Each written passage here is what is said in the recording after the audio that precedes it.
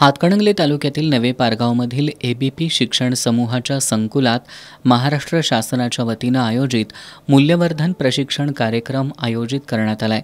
समूहाचे अध्यक्ष ए.बी. पाटील यांच्या हस्ते प्रशिक्षणाचा शुभारंभ करण्यात आला। या प्रशिक्षण कार्यक्रमात पारगाव आणि वाठार केंद्रातील शिक्षक सहभागी झालेत। 31 सप्टेंबरपर्यंत हे प्रशिक्षण चालणार आहे। लोकशाही देशातील जबाबदार नागरिक म्हणून विद्यार्थ्यांची जडणघडण करावी, विद्यार्थ्यांच्या आकलन क्षमतेचा, त्यांच्यामधील कौशल्यांचा विचार करून अध्यापन करण्याची दिशा निश्चित करण्याच्या उद्देशानं मूल्यवर्धन प्रशिक्षणाचं आयोजन करण्यात आलंय।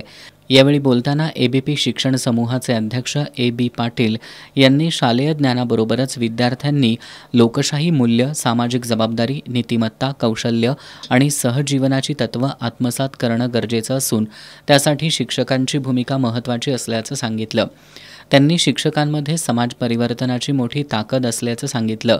प्रशिक्षण कार्यक्रमाच्या उद्घाटन प्रसंगी आकांक्षा पाटील, केंद्रप्रमुख शिवराज मावशी, प्राचार्य एस.आर. पाटील, केंद्रप्रमुख प्रताप राबाडे, रमेश तोडकर, देवानंद जाधव, प्राजक्ता कुलकर्णी, अशोक खाडे, जयश्री जाधव, प्रमोद चव्हाण, नीता हराळे आणि शिक्षक उपस्थित होते।